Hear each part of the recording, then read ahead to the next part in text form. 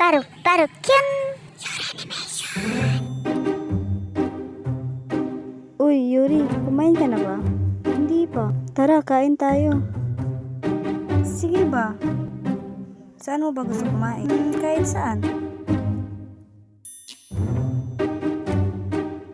Naalala ko dati, nung mga bata pa kami, madalas kaming umaakyat ng mga puno. At dahil doon, bigla na lang may naalala yung kakambal ko.